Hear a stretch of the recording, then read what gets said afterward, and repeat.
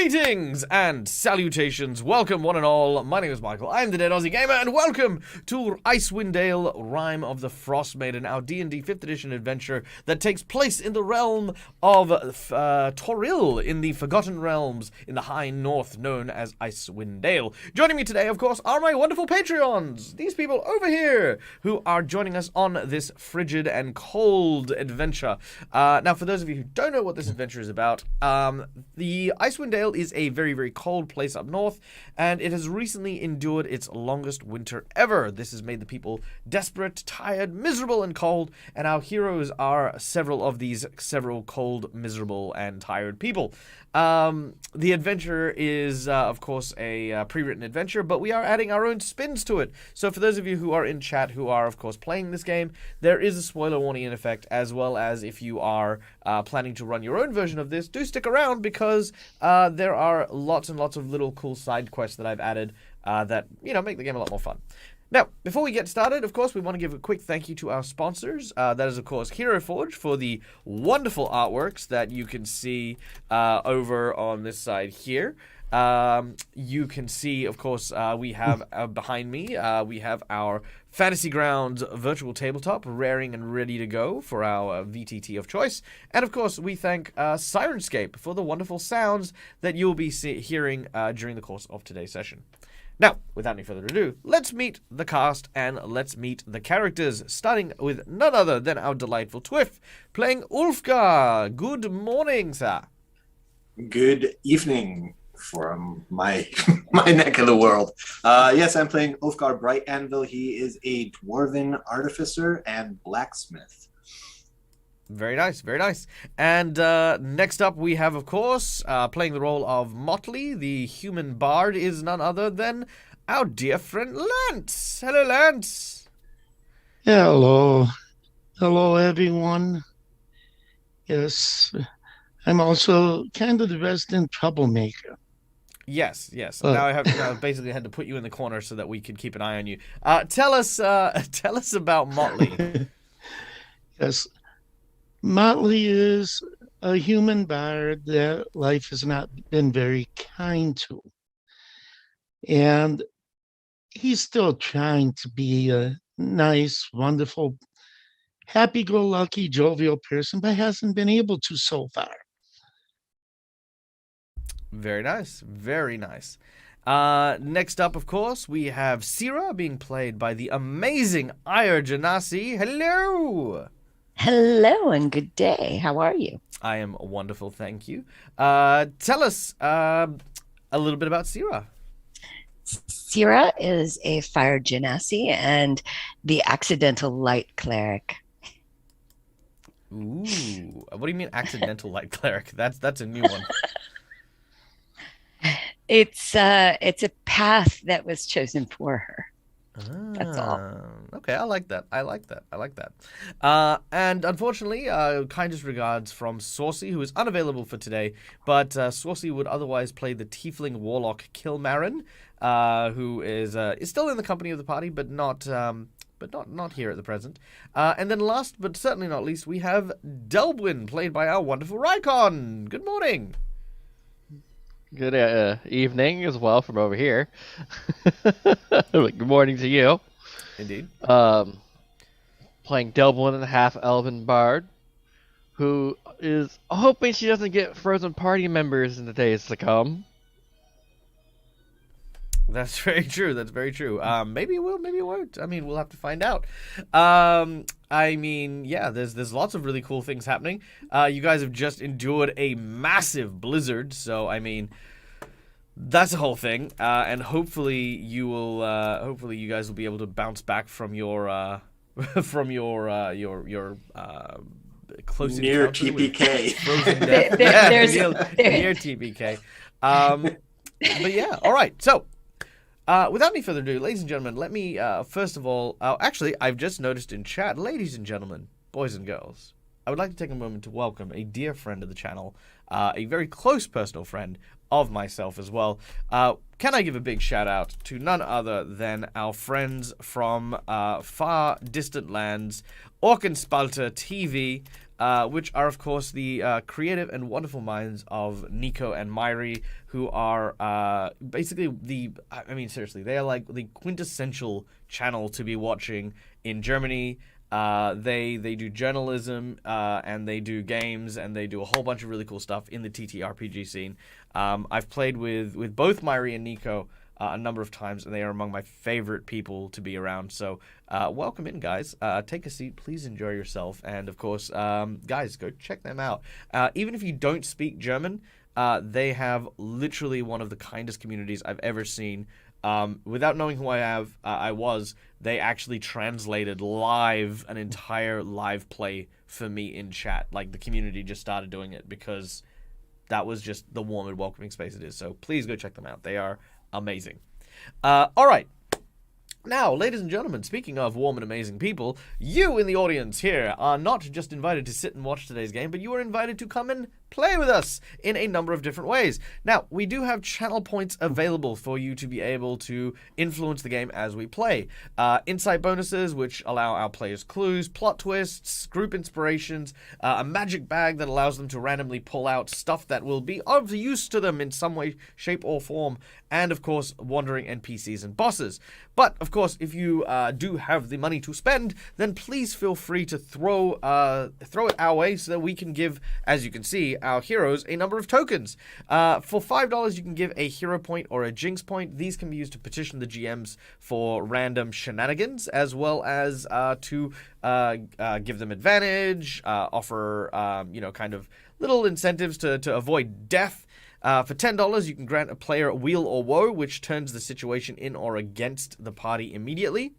For $20, you can give someone a nat 20, which you can see with these golden nat 20s right there. And then for $50, you can create a custom magic item for the group, create and design an NPC, or buff one of the boss encounters. So there you go. That is the incentives here. Welcome in, Geo848. How you doing? What were you up to? What were you up to, my friend? Nice to see you. Nice to have you and your followers come and join us. We're just about to get started, actually. So perfect time.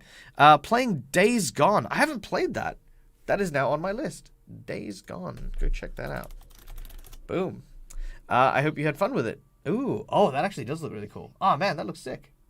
2019 video game developed by Ben Studios, Sony Interactive, post-apocalyptic Oregon in 2 years after the start of a pandemic. Oh, that was in 2019, hey?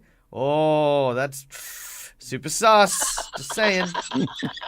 Super sus. Seriously, like there are things that make me think that people knew what was going, right? Like that game now isn't on that list, but so was Japan Sinks. If anyone watches that, it's like, oh, it's too detailed. Too detailed. I hate it. All right, so let's get into the recap, because I feel like I get stuck here all night. All right. And cue music. Music? Beautiful. When last we left our epic adventurers, they had managed to journey deep within the heart of the frozen tundras towards the southern reaches of Icewind Dale. Their goal was to try and find a group of missing children out of Dugan's hold. The town speaker, a tracker by the name of Edgar Dermont, claimed that the children that had gone missing had simply been picked up by wolves, and it wasn't worth our hero's time to investigate. But after speaking with a strange and mysterious loner, a wandering traveler with silver hair, they learnt that the wolves in the area behaved in a very particular fashion, and all seemed to congregate around what was once a fortress to an ice giant, a fallen, mighty, and powerful creature, whose name was... Began with a G... Garagai, yes. After journeying far towards Garagai's fortress, our heroes came across two wolves, one by the name of Koran, and one by the name of Kanan. They explained that the master of the fortress was within, and if they wished to get out alive, they should speak with him. And they were brought before a large an ominously powerful creature, a mammoth, awakened and angry. It explained that the people of Dugan's Hold owed a great debt. After killing and destroying the frost giant, who was the druid of this area, then having the audacity to claim this land as their own. The mammoth only wanted to strike back at those who had done him wrong and had no interest in parleying. But thanks to the quick actions of our team working closely together, they managed to convince the mammoth, by the name of Norsu, that it's actually more in their benefit to try and find the real culprits as opposed to attacking people just willy-nilly. So after making a promise, a binding promise to the mammoth, they set their sights on who may have been responsible for killing the giant. After a frightful blizzard nearly took the lives of multiple members of our group, they finally dragged themselves to Dugan's Hold and into the home of two civilians who had given them shelter from the weather, as well as housed the two children that they managed to find within the fortress. However, upon exploring this house, they found something unusual. A scrimshaw, a strange carved piece of whalebone that depicted the story of the town's founding, which included the quite horrific tale of the killing of a giant within the area, and the devouring of its flesh, and the carving of its body, and the realization sinking in that I believe it was Kilmarin and maybe Motley that was inspecting the scrimshaw. I was still unconscious. Ah, right. Delbwin. Delbwin, yes. And So- I. Yeah, and Sierra. So Sierra, Kilmarin, and Delbwin realize that the scrimshaw was not a whalebone, but a giant bone that had been torn from the body of Garagai. And it is here that we pick up our adventure. As you've done your investigation, the night goes pretty quickly. You are fed a warm meal. Those of you who are unconscious sleep through the night. Those of you with questions burning decide to wait until morning. The room and the building itself is small, and the couple that have offered you shelter would definitely hear any conversations that would occur.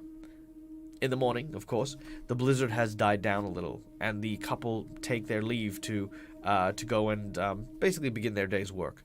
They offer for you to stay and enjoy breakfast, and with the town being as small as it is, they are not worried, as they have very little that could be stolen. They are grateful that you have returned their children and leave you to get yourselves ready. Those of you who are unconscious are now awakened with 1 hit point. Those of you who were not unconscious due to the storm are basically kind of like up and about by this stage. The scene is yours. You may do with it as you will. Are the And they've left children the still house. here? Have they returned to their own home?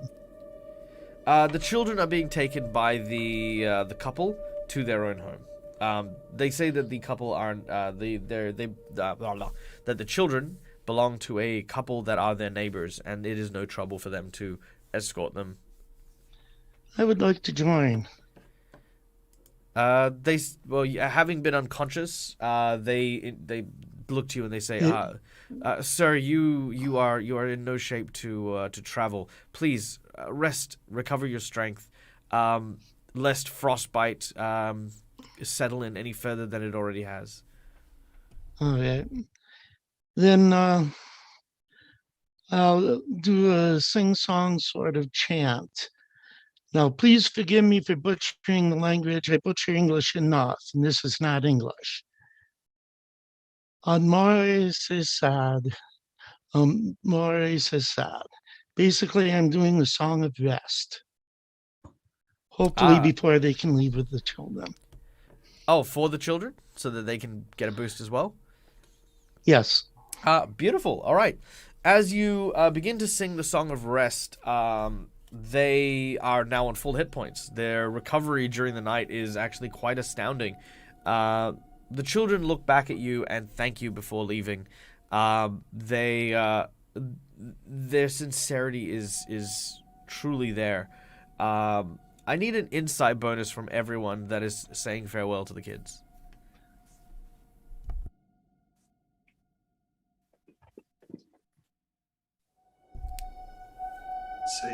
Why are you at this? Oh, right, you're still all exhausted. Hold on, let me... Yeah.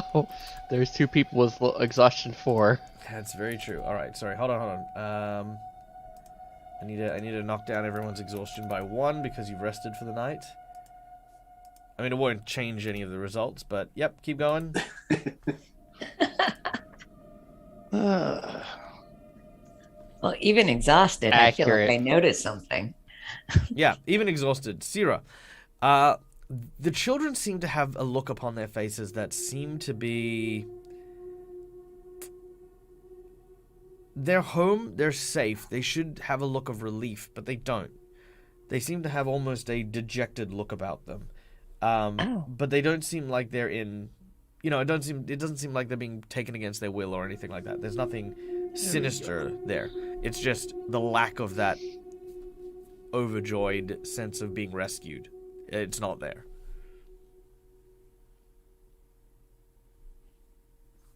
Syrah looks at Finn and she says, "Be brave now." Finn looks up. He smiles and he says, "Don't worry, miss. No, wait, that's not right. Oh my god. Don't worry. I will. I promise." That's a good boy. All right. Well, come now. Can I come and visit the 2 of you when I get a little bit back on my feet?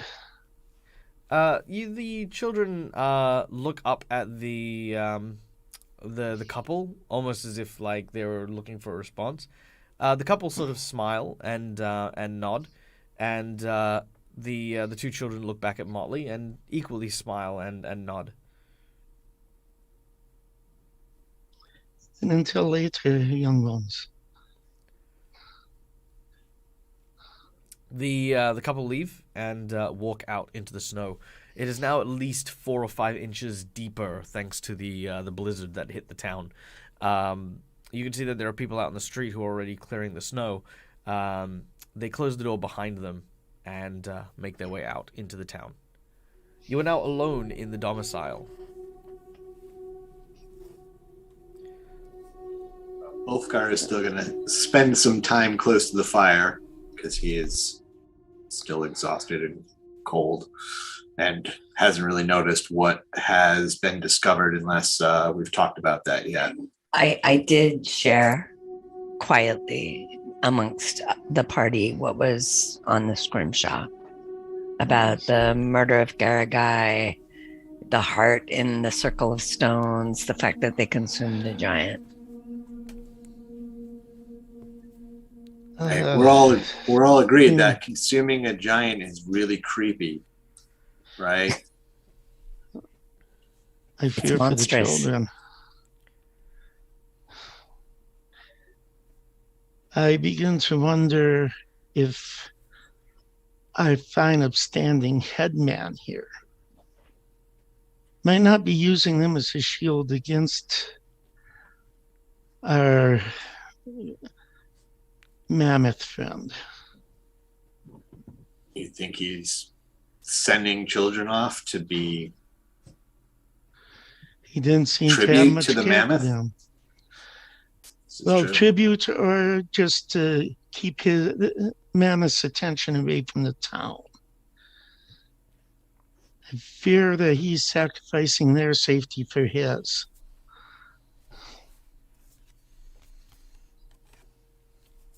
Well, we also have, if this scrimshaw is true, the person who killed.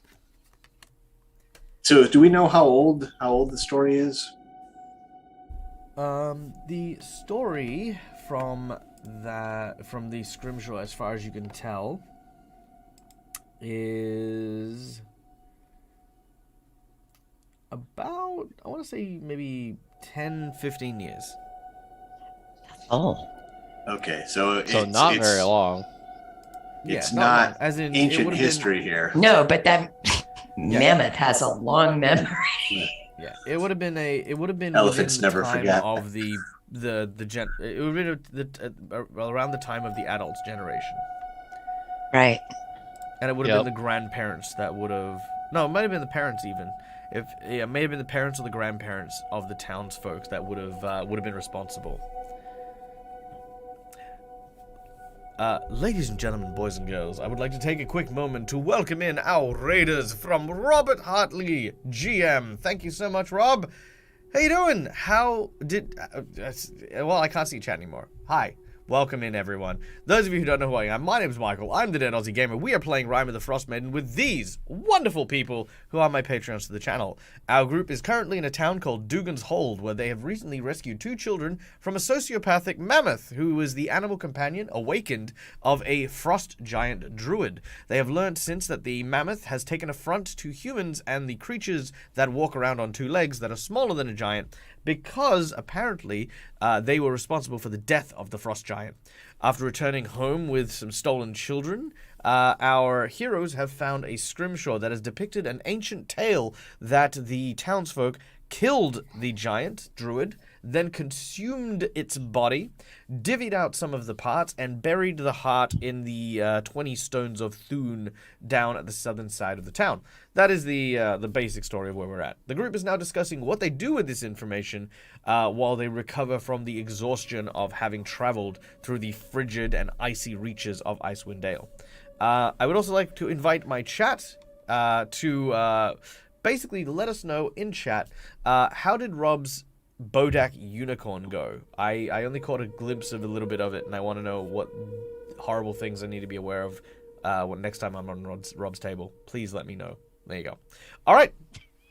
I apologize. The scene is once again returned to you, my wonderful players. You have just mentioned, of course, that it is you've determined the morality of eating a giant is wrong. Yep, that's definitely cannibalism. What do you guys wish to do with this information?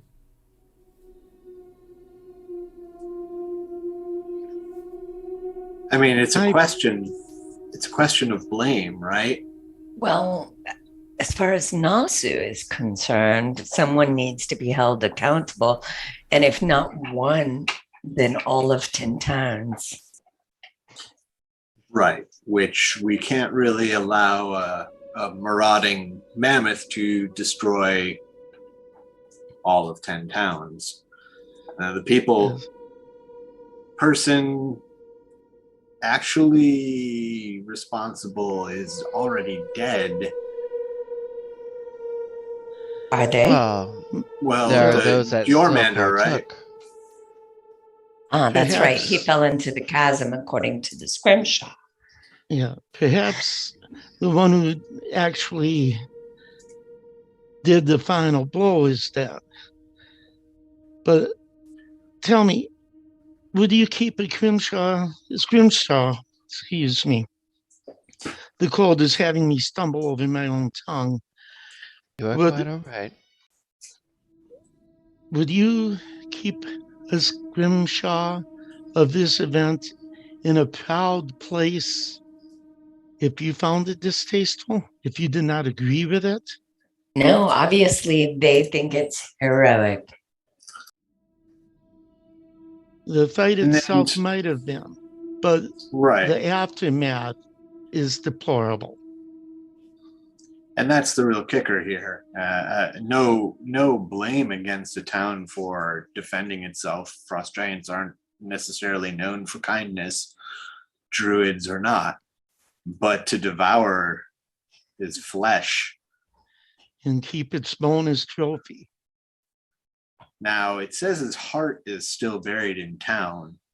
It's in the center of the circle to the south of the town, southeast, I believe. Is there anything that we can do with that? I mean, if we... What, return the heart to Nasu? That would I probably would- just make him madder, wouldn't it? I don't think that's a good Well, idea.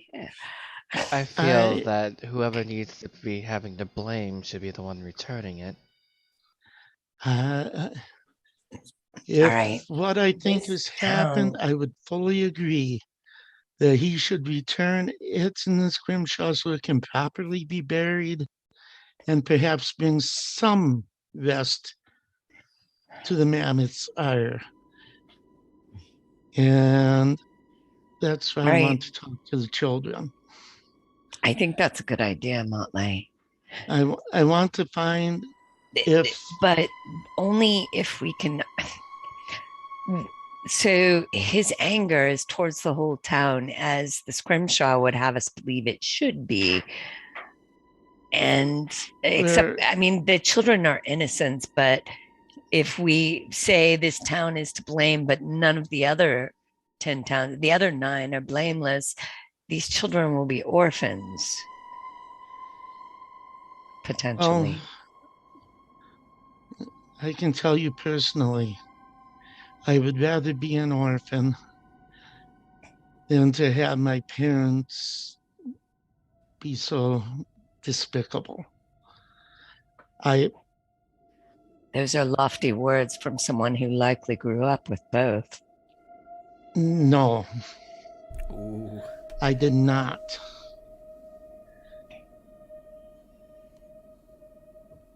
My mother cast me into the cold waters to appease the Frostmaiden. I was saved by a fisherwoman and given to an old bard to raise me and teach me.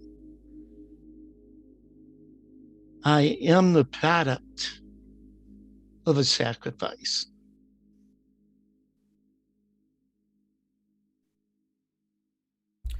As Motley reveals this, all of a sudden, a sound echoes from outside, resonating around the entire town itself. It sounds like lightning crashing upon the mountains, and it comes and echoes, resonating, shaking the very windows themselves. What would you guys like to do? I'd like to go look out the window, Yeah. please. All right. Delbwin know what the is sound gonna go is. see what's going on. While they're doing that, I'll put on the warmest stuff I have because I am afraid I'm going to be going out in this garbage. All right. As Ulfgar you- too would like to invest in a good winter's coat. As you begin to don your robes and some look outside, you can see the lake that is around Dugan's Hold, known as Redwater, which allow us to share the map with our wonderful and amazing audience. Here we go. Boop. There we go. This is the town of Dugan's Hold. Now, our heroes currently find themselves, and let me just add this to the map here. Let's make you the color green, because that's a player color. You guys are in this very small spot here.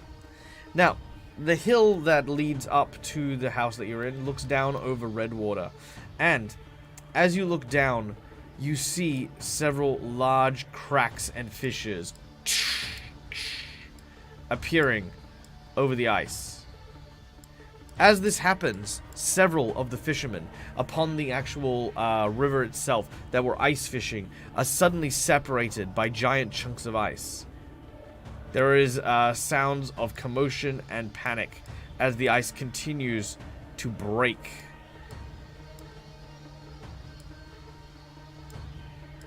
This is astonishing. How can this be happening when the temperature has not changed for years? It has just been... I look at Ulfgar, I look at Motley in confusion. We must help them. We can try.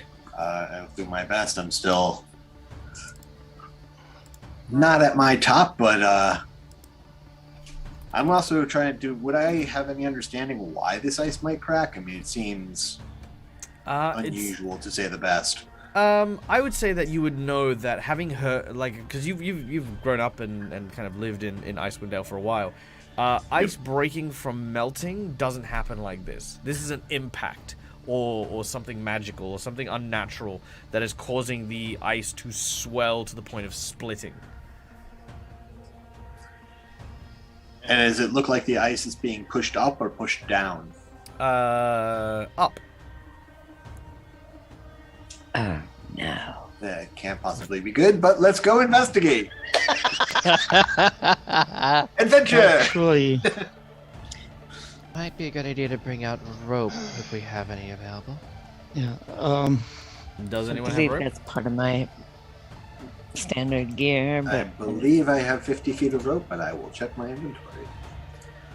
All right. Well, while our Yes. heroes prepare their inventory, ladies and gentlemen, boys and girls who are in chat, if you would like at any point in time, you may influence the course of the game in a number of ways. I've now posted it in chat, so you guys can look that up. We would also like to give thanks, of course, to Ire Genasi for our plot twist card that was redeemed. Where'd that come from? Oh, no. it is my fault. I knew it. That's how these work. Okay, so Yeah. I have Alright. no rope. So yes, let us know if you guys have anything that you would like to throw out there. If you've got any other supplies or things, let me know. Yeah, I have 50 feet of rope, and Is there anything Some- in this cabin? I have some pitons as well. Pitons, I don't know Uh, how to pronounce In the that. but- cabin, it's a Titans. very rudimentary cabin.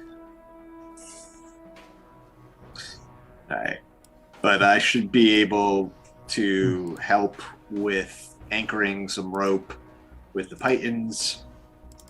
I have 10 of those, and I have 50 feet of rope. So I will try and make a secure.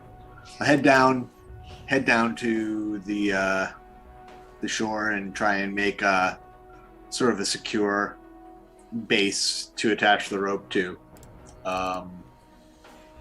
and see if we can head out and rescue some people.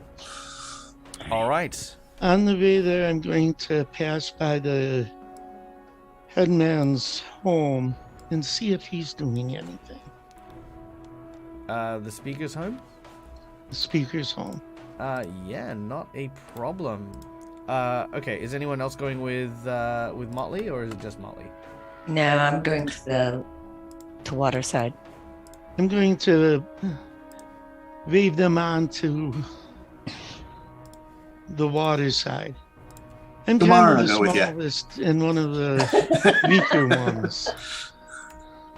So, but I want to see this speaker's reaction. All right, very well. In which case, let me just get this all sorted. And I would like to take a moment as well to give a very special shout out to Crossroads Maps on Patreon. Guys, if you get a chance to, check out Crossroad Maps. They are a wonderful group of pre-made, very amazing maps that you can use for any role-playing game adventure. As many people know, I do specialize in improv D&D, which include, of course, allowing my wonderful players to be able to react to what our audience does. And as part of that, may I present to my players and to you the map that I have made in just the same amount of time as we have been discussing this encounter, because I did not have one. Nice. So brown is water, white is ice. No, white is ice, and the dark blue is water. Okay. Yep. There is no dark blue yet. There's no Well, dark blue. we're going to assume the brown is actually dark blue. And hopefully we're on the shore. Yes. Again, you guys should be able to see your characters. When I see it behind Yes. you. It is beautiful, but in Fantasy Grounds, it actually is not translating so great. No. How about that? Yeah, Nothing- I think it's because no- it's still loading. Nothing bad with the map. It's beautiful. I can see it. Let's try that again. There we go. All right. So hopefully that's showing up at some point.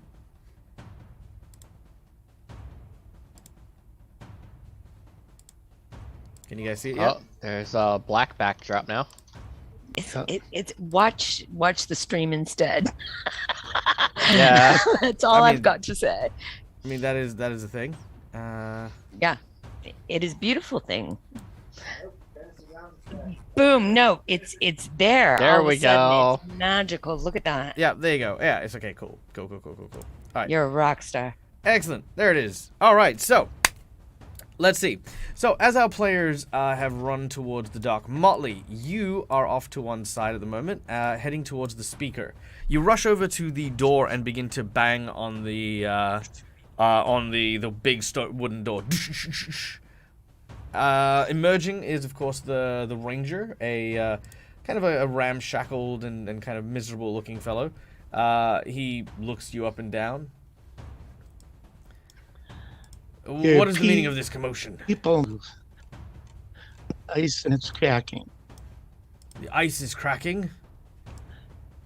He looks out towards Yes. the And your people need you out there. We need your strength.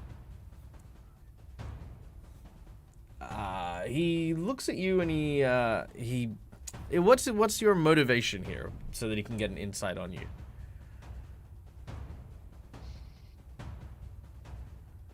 Well, people need help. He's a lazy SOP who doesn't care about his people, but he's going to this time. All right, so you've come in kind of aggressively is what I'm hearing. All right. Not as aggressively as I'd like, but yes. Okay. Let's see how this guy goes. So, as he looks you up and down, he does not like Motley, but he does shove him out of the way and get to moving towards the docks. As he walks, he says under his throat, "You do not need to tell me how to look after my people. But I don't know what you expect when Someone it comes does. to... I don't know what you expect. I am no wizard and no druid, and I cannot command the ice to suddenly unbreak." And he walks No. off. He walks off quite... We have rope, we have pythons. What we need is muscle. And you certainly have that between your ears. Yeah, he kind of just is sour towards Motley. Motley, for future encounters, this person is unfriendly towards the group. All right. What now, was their name again? their name is Speaker Edgra Demoot. I shall write it in chat for everyone. That's not like we were on their good side in the first place. No, but she went from being Yeah. indifferent to unfriendly. All right, there we go. All right, so you make your way towards the docks. Meanwhile, at the docks themselves, we can see, of course, our entourage of heroes at the banks where the ice has begun to crack. You can see that there are several people. Particularly, there are 5 people. Jesus. All right. Yep. Oh, There are jeez. 5 people who are here.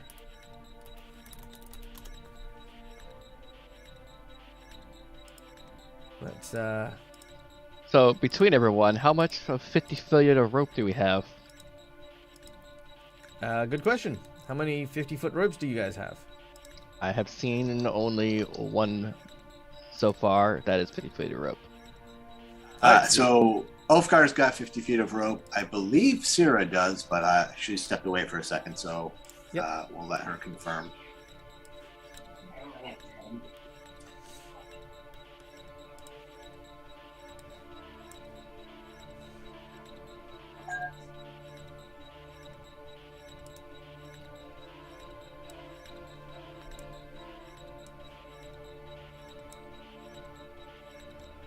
we go. We have 5 people out in the water. All right. Well, with the rope that you have, what's your plan? The birds that we have, my name completely spaced on what they are. The axe It was beaks. like axe beaks, thank you. Using them to help pull people back to shore with the rope. All right. So you're taking the axe beaks with you as well. Yes. All right. So you've got 2 axe beaks in your company, which we will go with 1 and 2. All right. There they are. All right. You're on the map. They're on the map. What other better muscle than 2 things that are actually pretty strong with the pulling things? Yeah. All right, ladies and So, gentlemen, boys and with- girls, you have received an insight bonus to Only Time Will Tell. Now, from what you can see, the ice is cracking, and each of the individual platforms are split apart and drifting. As they do so, they are colliding with each other, causing the ground to not only be unstable, but dangerous as well. In order to get the rope to anyone, because presuming you have a 50-foot rope, which gives you... I do. There we go. 15, 20, 25, 30, 45, 50.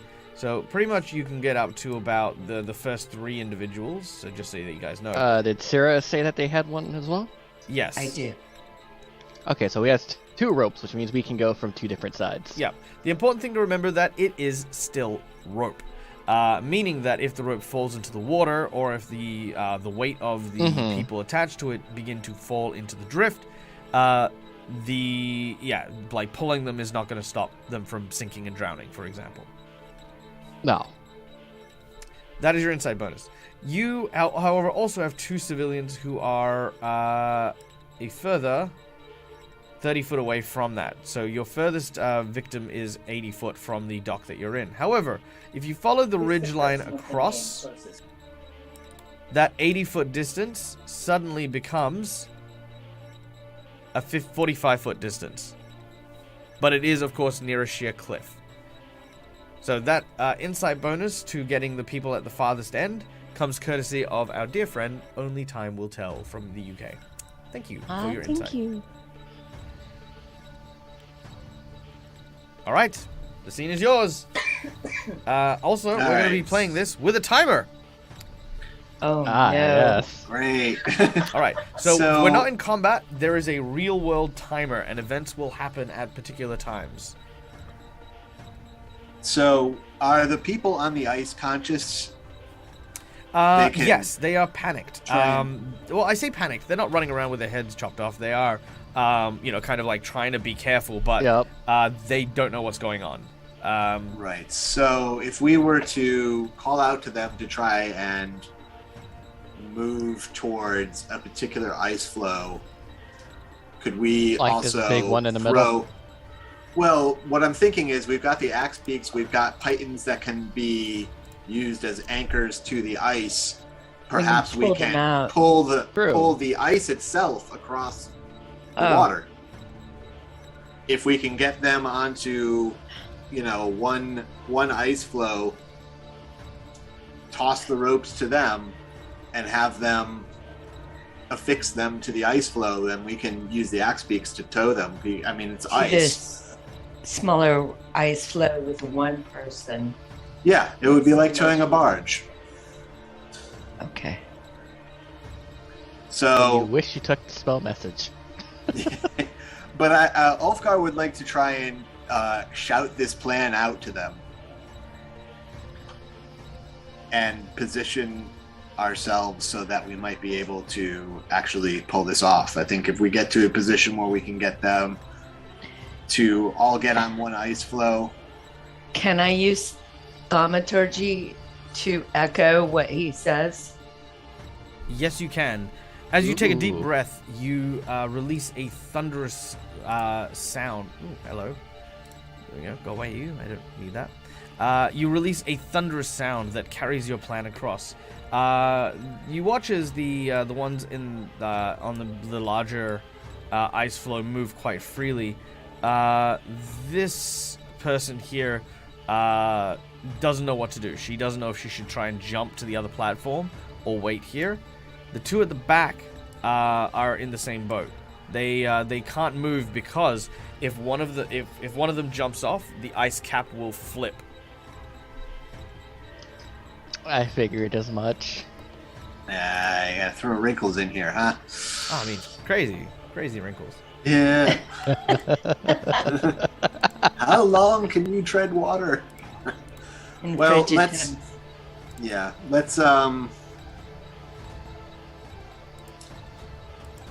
let's see if we can get the two that are on that large one onto the smaller one and tow that, Yeah, and then we can go. and then we to- can deal with the other ones. We can maybe reach them from the cliff and kind of pull them along. I don't know. Mhm. But I definitely would like to move over and All right. Well, you guys can move position. you guys can move your characters freely on the map, so feel free. All right. So that would be over to here, and I will take an axe beak with me. All right. The axe beak starts to follow you. That is the sound of my axe beak. 'Cause And- I have no idea what they sound like. I'll follow. And I'm going to And it's tie. so close to Thanksgiving. It's like, yeah, it's fine. Yep. Going to tie, fix two pythons to the end of the rope and try and toss it to the person who is on the ice floe. All right, cool. So what I want from here is I want you to make a ranged attack as you throw a wonderful and amazing rope towards them. As he's getting it ready to toss, Delbwin is going to give him a bardic inspiration upon the person on the solo there.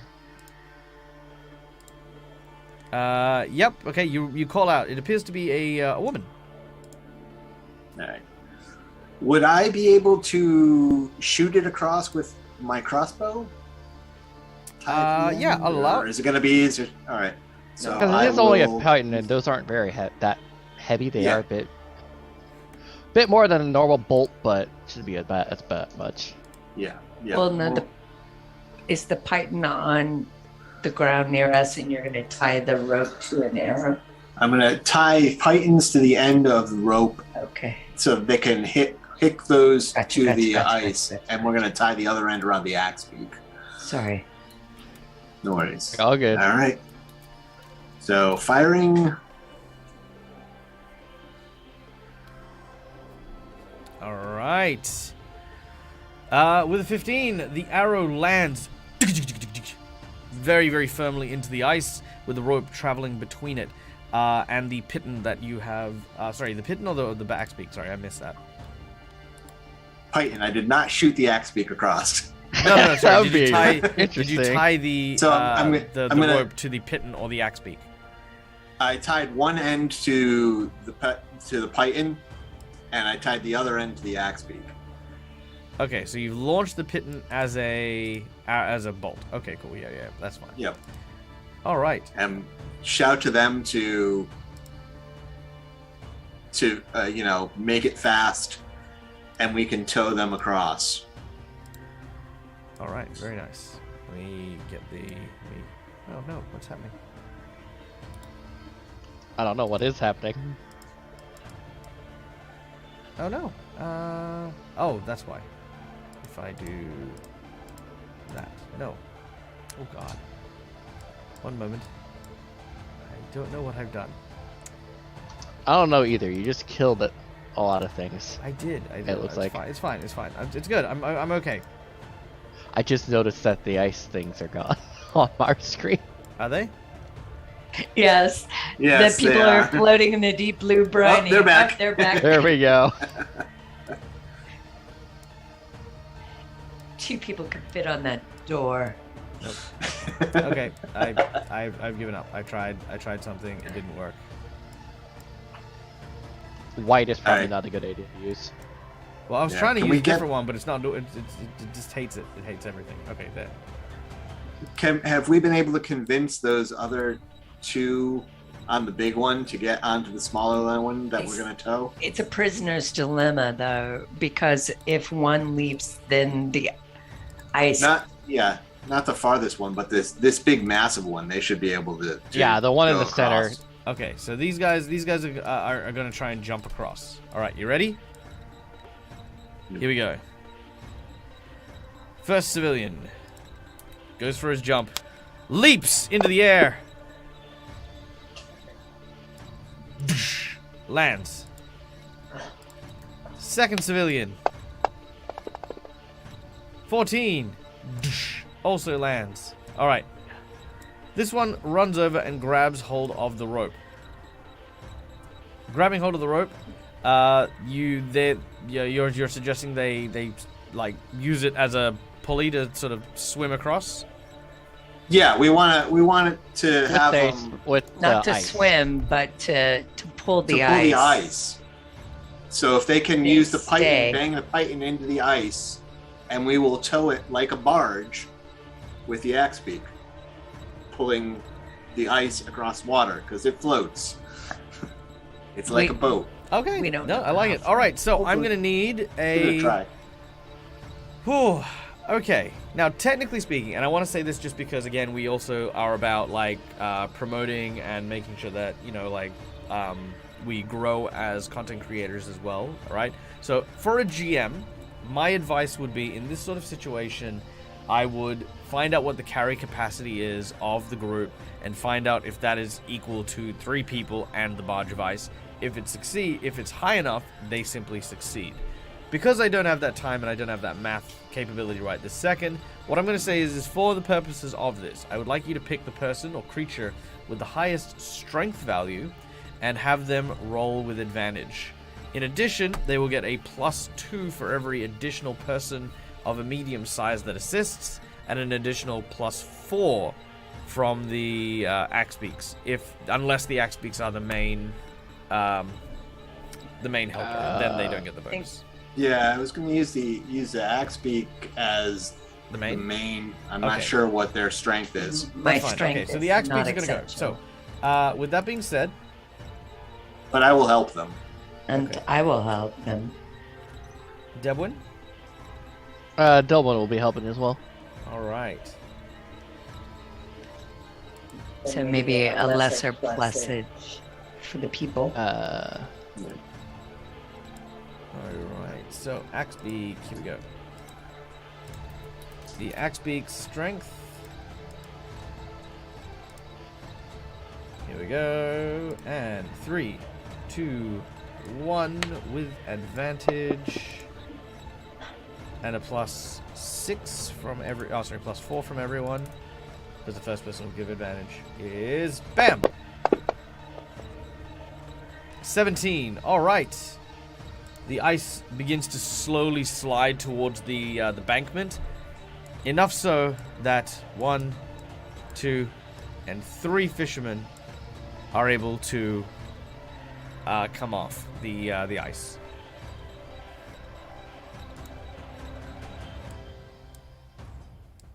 Yeah, there we go. All right, That one we've works. got 3. We've got 2 more to try and get. So far, And they're on the other side. can we move to here? All right. Before we do, we have hit a time limit. So, No. as you manage to pull these individuals in closer, the ice continues to crack.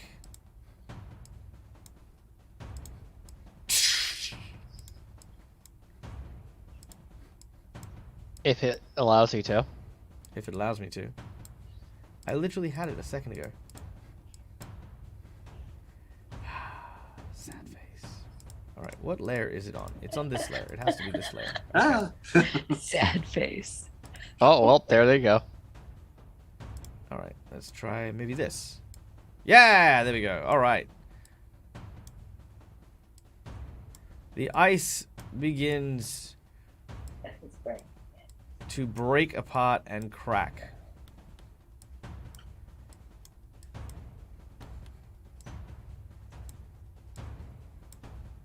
All right.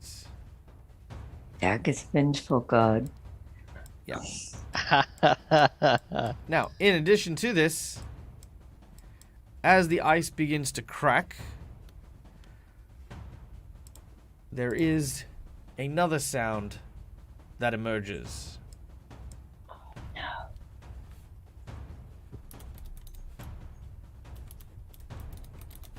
Can anybody make that up? All right.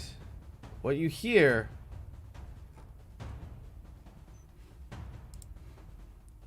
is this.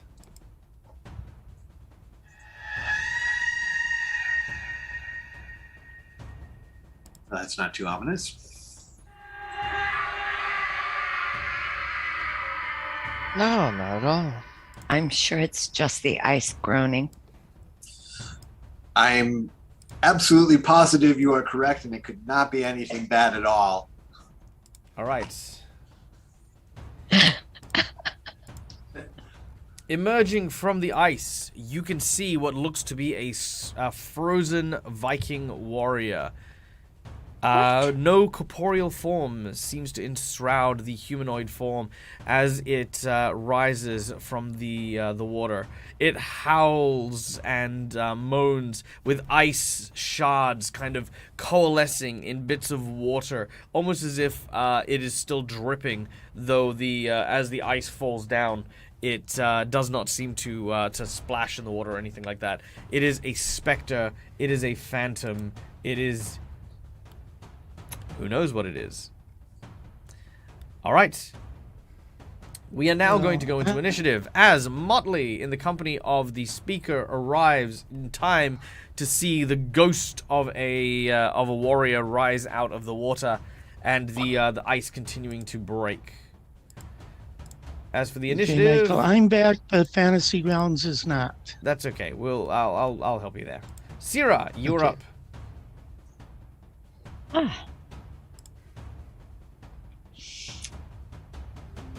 Spreading my hands in front of me, I whisper a few words to Lythander, and a golden glow emanates from my fingers and enwraps Delbwin, Ulfgar,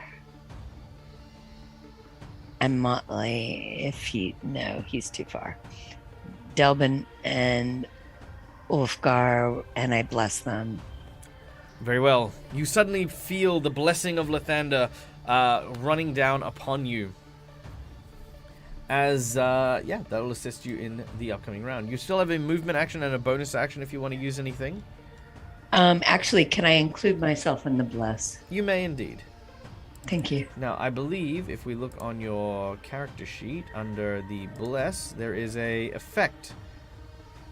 So I'm just going to very quickly add that effect to Syrah, to Delbwin, to Ulfgar. There you go. Done. So it should now automatically calculate your bless. Thank you. All right. Fantasy Grounds. Yeah. Okay. Next up, the warrior moves over to the civilians.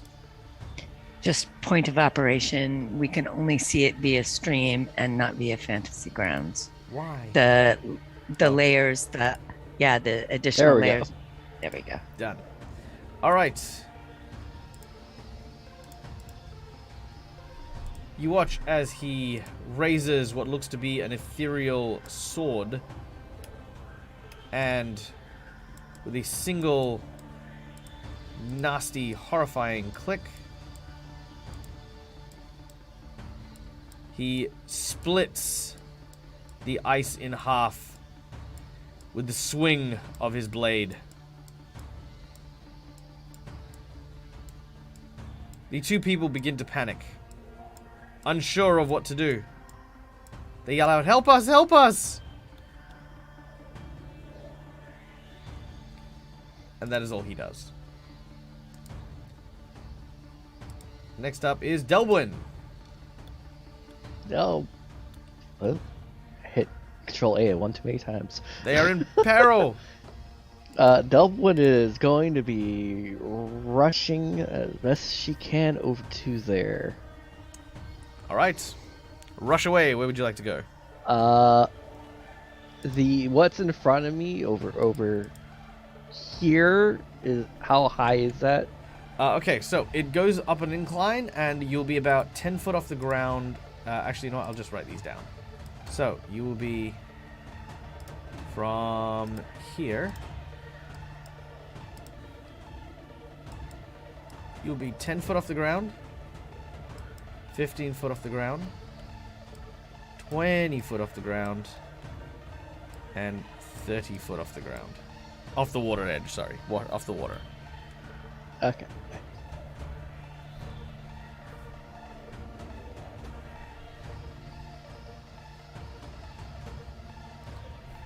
Alright, so you double moving up to there? Yeah. How'd you get, what's your move speed? Might have 30. I might have moved too far. Yeah, you need to go back to like there. Okay, because Yeah, there you go. Alright. Done. All right, so yeah, you rush up the hill. The ground is slippery, but your snowshoes seem to be doing the trick. As we then go to Ulfgar.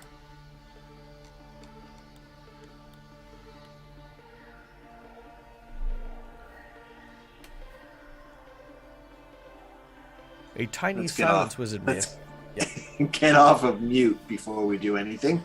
might help.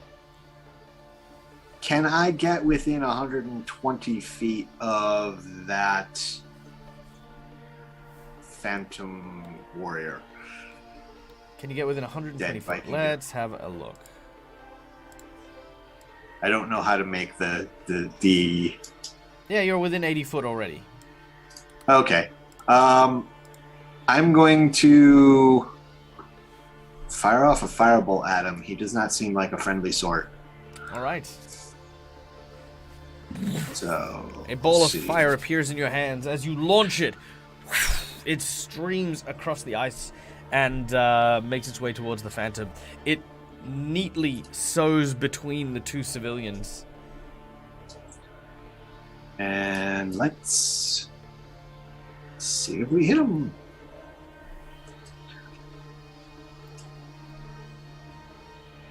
No, we do not. Because I'm still a little tired. Oh yeah, you find it difficult to keep your hand raised, and it falls to the ground. The firebolt hits the ice, sending out a shower of snow and debris.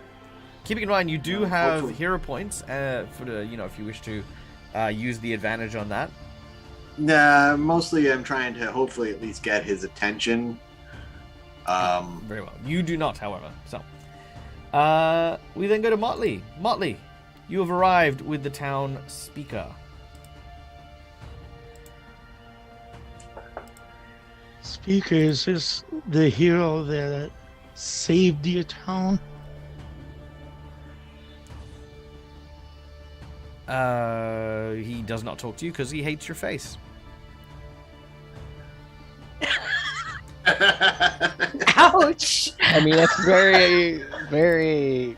I mean, yeah, Reasonable. basically you came to his house, basically just spat in his face, and now you're like, can I get information from you, please? He's like, no, you can go jump in the freaking lake is what you can do, you short little bastard.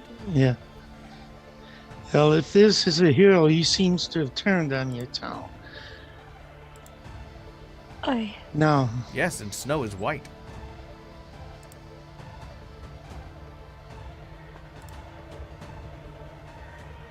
yeah, He glares. there's not a lot that I can do to the hero.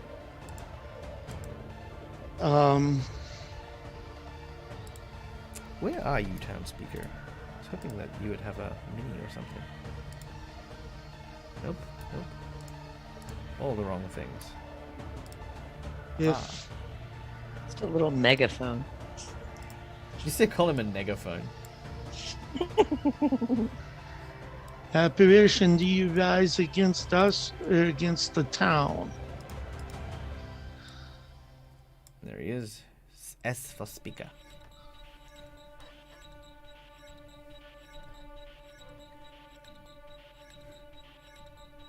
Oh, sorry. Were you thinking out loud, or were you asking a question? I was basically shouting to the apparition. If he strikes out against us or against the town.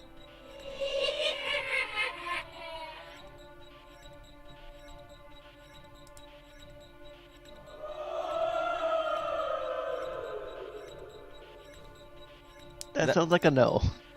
Mac has a question. Yeah. Matt, by all means. No, in chat. Oh, I can't answer it. I'm sorry. Oh, who has a question? Are wheels given to specific players or the party as a whole? It is given to a specific player. A player will receive a wheel or woe. Unless you donate $50, and then you can give it to everybody. It's true. That is a very big woe. Yeah, but whoa, yeah, that would be a very big woe right now. Holy crap. Because I have the perfect boss buff for that. Alright, anyway. We'll call it the McBluff buff.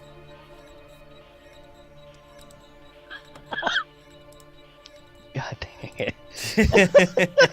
Right? It's a thing now. Yeah, when an encounter, when It's an canon. Yeah. You will not call it that. Did someone say vampire mind slayer? All right. It won't exist. Now leave Nikos out of this.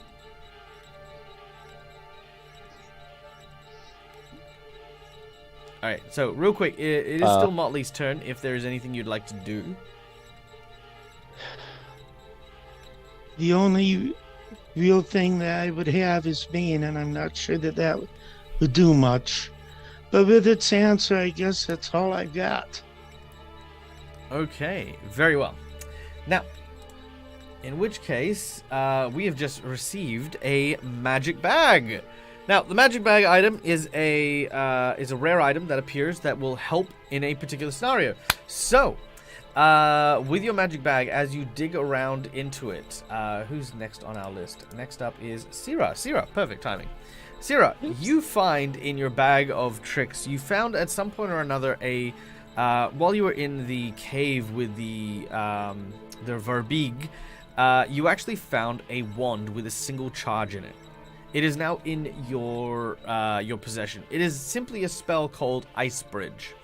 What it does is it will change a large body of water to create and construct a very sturdy bridge of ice in an area that you see. It'll travel up to 140 foot as far as the reach goes, and create structures so that it does not fall easily. But if someone were to attack it, it will break. You know. Magic bag. Hey guys, look what I found. Deus Ex Dagina. Deus Ex Dagina. Actually, you know what? Let's give you something nice for this. Let's say that it has 2 charges in it. Oh. There you go. It's got 2 charges. Sweet. Well, I'm going to spend one, obviously. And I'm rummaging in my bag and I find this thing. Oh, yeah. And I wave the wand. Yep. And I wait for crystals to appear. All right. As you wave your magic wand, you watch as a bridge of ice begins to form. I presume you wanted it like here-ish?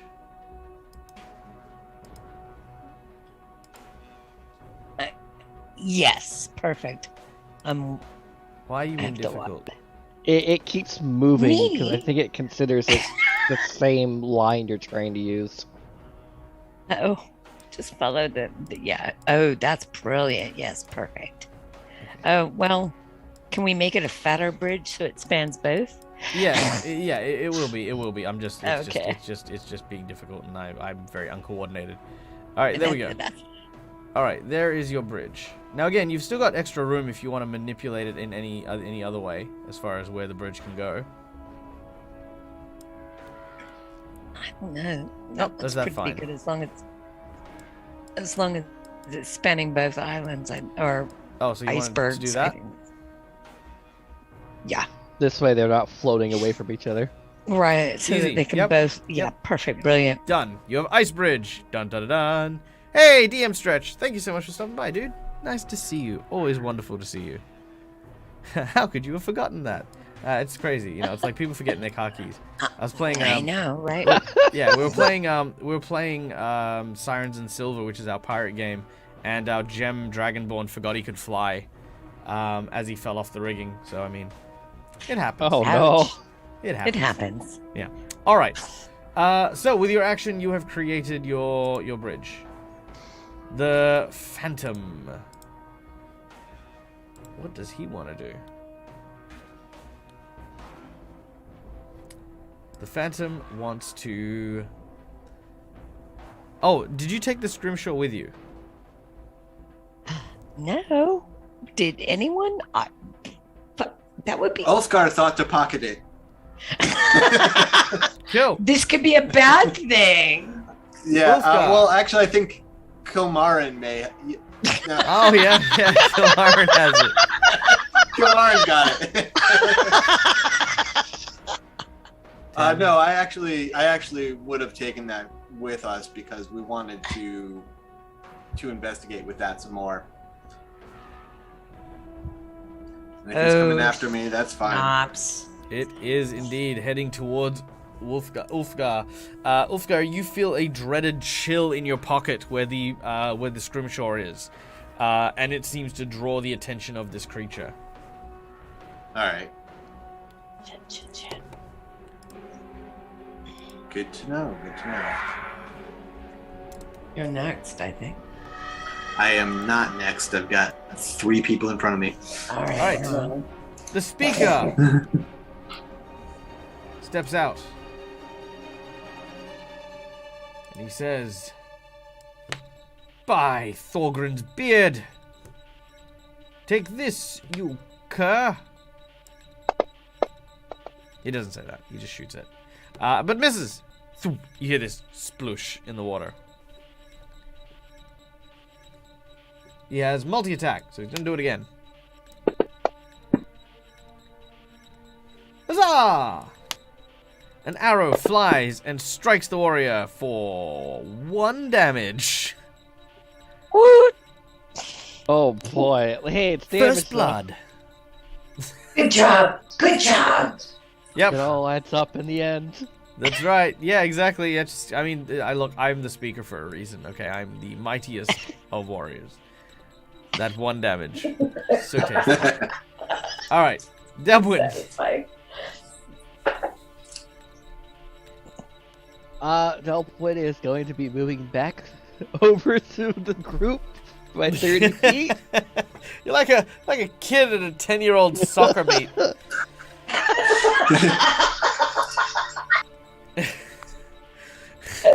Sarah, why didn't you tell me you had that? I wouldn't have moved at all. I know. Right? Alright. Or you could have used some of that distance to make the bridge so that I could walk on it. I thought I might save it to save us, but you know. Delbwin is going to attempt to see if she can get this apparition with dissonant whispers. Ooh, very nice. All right, make it so.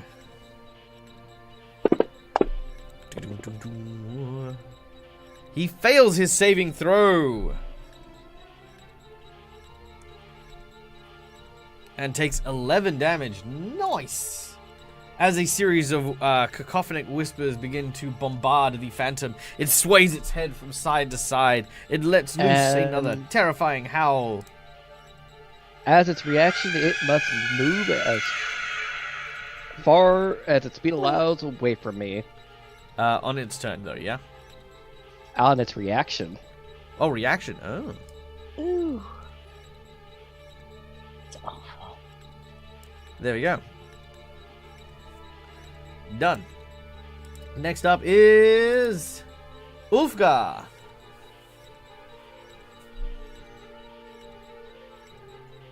All right. So I feel an icy chill from this giant finger bone in my pocket. Yep. Am I able to make the connection? Since I saw him I'd say coming so. towards me. Yeah, I'd say Okay. so. I'd say so. It got colder as he was coming towards you, and now that he's moving away, it's Yep. warming up again. All right. So I'm going to tell the people that we have rescued. I'm gonna, if I can do it as a bonus action, toss my rope over to them and ask them to, help the last remaining two. And I'm going to try and move away from the group because I want to keep this guy's attention on me and not on everyone else.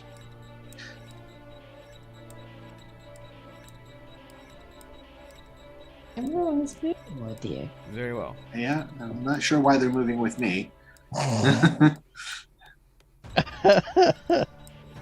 Yeah, they've just taken All you right. and ditched you at him.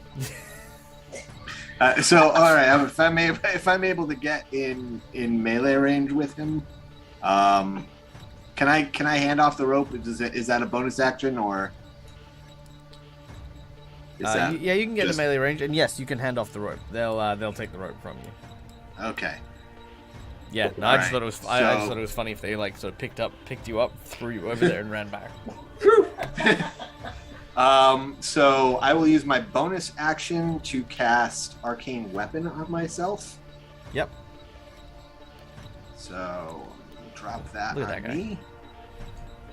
So I am going to have that be fire damage, and then I'm gonna try and whack him with my mace. So I'm gonna hold up my mace. I'm gonna speak a few words. Flame on. Very well. and have the head of the mace will erupt in fire. Oh. Hey, Ulfgar is nothing if not a nerd. And I will make an attempt to whack him with my mace. By fire be purged! Make your attack. Well, That is a was miss. Awful. I You will are- use my. At least it wasn't a 1. Oh wait, Yeah, is I your move will- speed halved because of exhaustion? Oh, probably. Their exhaustion 3. Yeah, Yeah. so you probably wouldn't be able to attack, but that doesn't matter. Yeah. All right. So, well, if I was not able, would I be able to get that close to him? If you double move, yes. Well, I'm not going to double move then. If I could, Then I would you would just go to go hit. my movement and I would shoot another firebolt at him. Okay, cool. That we'll keep the same attack roll results, and that'll still like. Oops. I accidentally double clicked on it, but that was terrible well, anyway. You can have a fumble if you want. I like fumbles. Nope. That was it. That was You an sure? accidental double click. Yeah? Yes. Yeah? Oh, okay. Yeah. Motley, it is your turn. You watch the speaker's very heroic, attempt to defend his townsfolk. You're taken aback by his skill and prowess, second to none. He managed to get past his cowardice enough to scratch it. He did one down. Uh, It's kind of like a, Nicked the shoulder. yeah. well,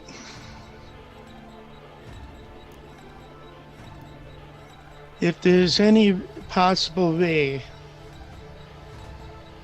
I will advance upon the specter, whatever. Yep. Okay. So 5, 10, 15, 20, 25, 30. How close do you want to get?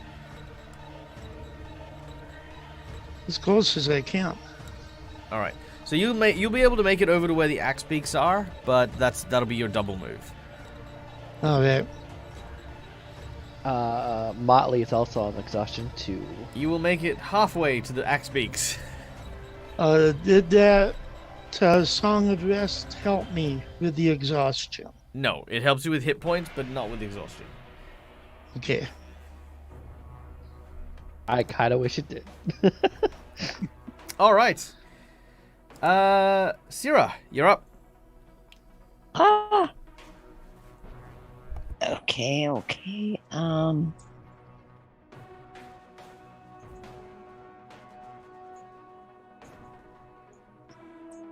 Well, suddenly is it's about this- the Phantom Warrior, sir. Oh wait, I should probably have the 10. civilians go. Oh, well, that'd be nice. All right. Yeah, so- instead of just having them sit out there the entire combat. yeah. Lazy schlies. So I don't know guys, why should we these take guys this are holding big a rope, Icebridge? so they're gonna go like, yeah, we're outie, bye. Ah, come back. They're Did they fine. They're on leave my rope? bridges. Leave my rope! They take your rope with them. No. The Get that final back. insult. This is a nice So rope. wrong. You just had to say something about the rope. Leave the rope, take the cannoli.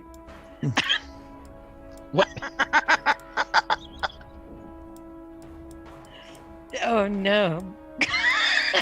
All right, so we've got this one big block here that's not divided up. Is that actually just 5?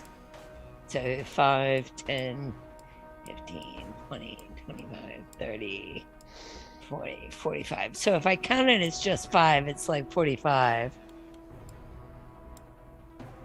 Yes. Is that right? Yeah. Okay. Just double checking. Thank you. You're welcome. All right, but that seriously doesn't help.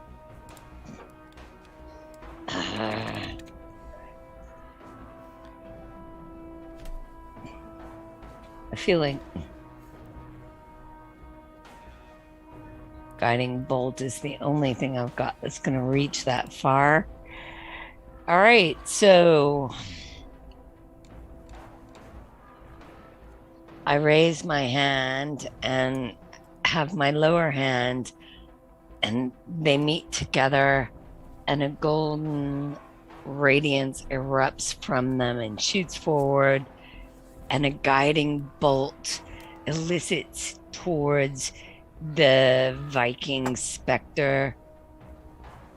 Does it hit? I don't know, maybe. You are exhausted. Yeah, I know. I'm sorry. Also, while we're waiting for that, Hey, at least good you're morning blessed. to Phoenix Iwaki. Nice to see you, my dear and wonderful friend.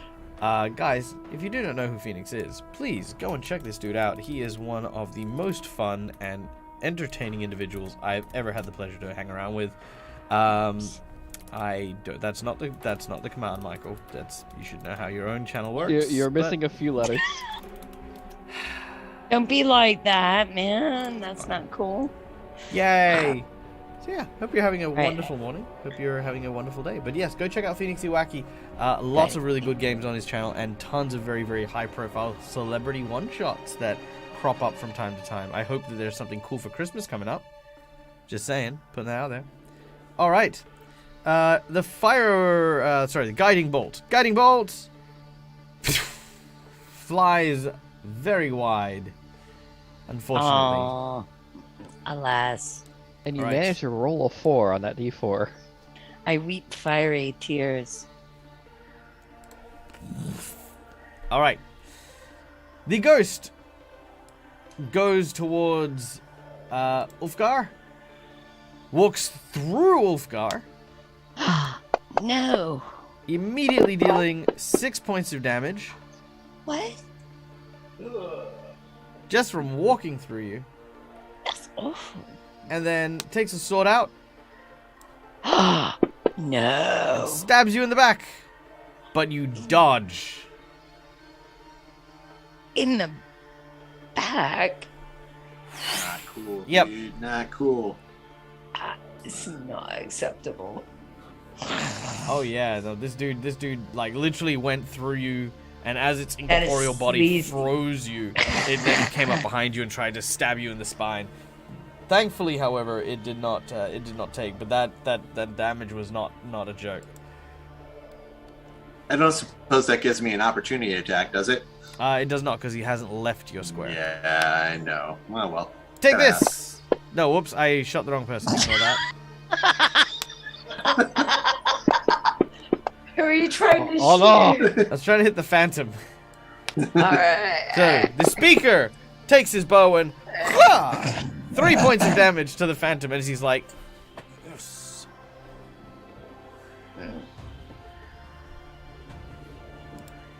All right, Phoenix, for our dear friend, we are in Rime of the Frostmaiden. We are in Dugan's Hold, as our heroes have generated an audience plot twist, which has cracked the ice open, releasing a ghost warrior that had drowned in the lake here and been frozen for quite a while.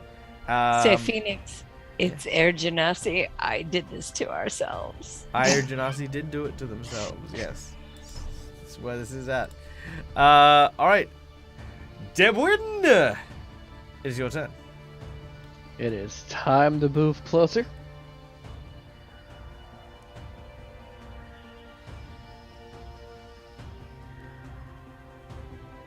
Alright, you double move. You are Uh, now closer. Oh, sorry, no, you single move. Oh. Yep. 'Cause you're You not know what? exhausted. Yeah, I'm gonna actually double move. Attack of opportunity from the axe beak. No, I'm joking. They don't attack you. Whack! Ah! Although I could see them being pissed off enough, right? 2 attacks. Ah, why? I loved you. And that is as far as I can go. Alright. Ulfgar. The ghostly specter roars at you again. All right. Now I am going to attack him. Alright. So I still have my fire thingy. Where'd my me go? There's my me. All right. So, Mace of Fire. Mace of fire!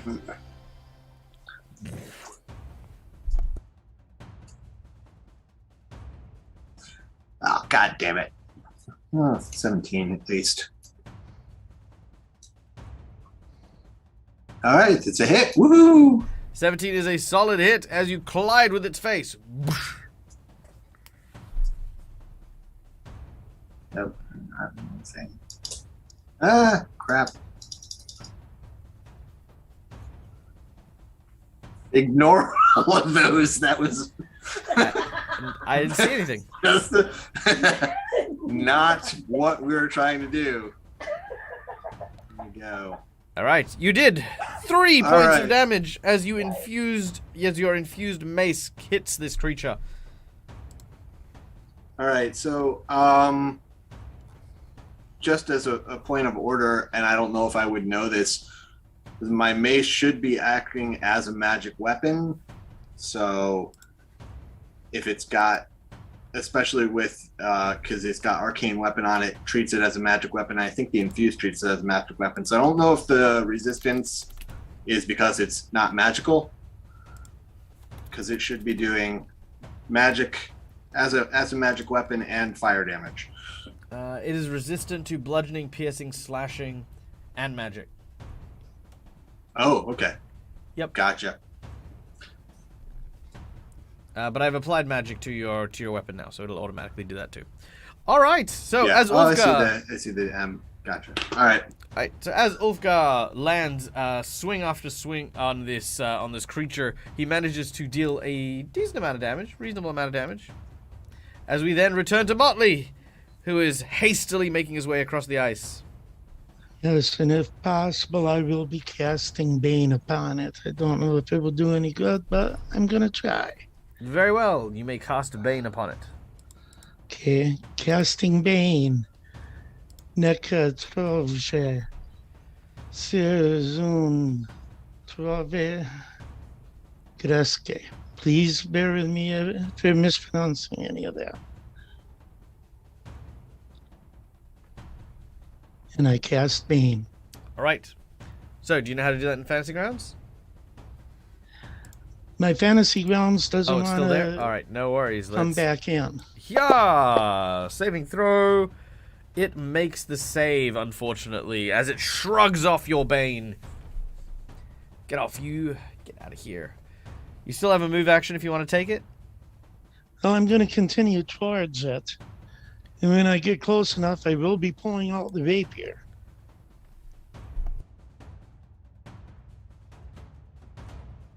All right, you move 15 foot to there, and yeah, you can have your rapier out already. There's no reason why you wouldn't. Shwing. Yeah. All right, and then we return to Syrah at the top of the round. The civilians are going to continue to move. They are almost off. All right, so Axe beaks come down and start I'm hacking not- at the bridge. what? No! No, bad birds, bad. Stop. Get, both of you. They Aren't I causing the party trouble enough without you having the birds do it to me, Michael? well, you say that. You definitely say that. All right. However, we have just received a $50 donation from none I other don't. than Iron I Genasi. don't- Yeah, I don't know what to do with that yet. You definitely should buff the boss.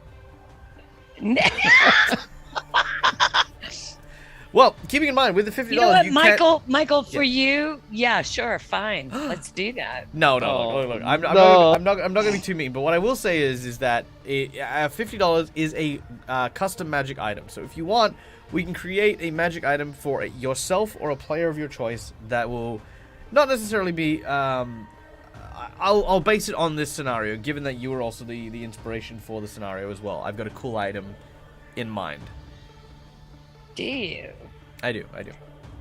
Well, let's do whatever cool item you've got in mind and give it to who can best wield it.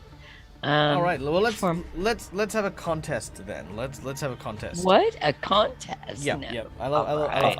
contests. Now this is gonna be the contest. We're going into game mode here. Now, ladies and gentlemen, boys and girls, I would like to introduce you all to probably one of my best friends in the online space, a wonderful human being who I've known the longest since I became a streamer, and that is none other than the delightful Detective Tato. Welcome in, Tato. Tato, if you're there, give us a bit of a wave, mate, because you're going to be part of my next challenge. So, Be kind to us, Tato. now here's how this works, right? Now, Tato has played role-playing games, D&D and the like, before, and I have had the absolute pleasure of being able to play NGM for him for a while. So if Tato is around, what I need is Tato to think of a number, just think of a number, any number, between 1 to 10. What I'm then going to do... Thinking face on. What I'm then going to do is I'm going to... sorry, let's go from 1 to 20. 1 to 20, right? Now, once you've decided that number from 1 to 20, I want you to send me a message in Discord. Because the first player to roll that number Shit. will receive that weapon. Oh, schnapps. Okay, What? so that's it. On a D20? Yes. Yeah, no, sorry. Naturally, we'll keep playing, but whoever naturally rolls that number will receive the item. Now, if the creature receives the item, then that is also a plausibility. Wait a minute, this is a total misuse of funds. Fiduciary irresponsibility.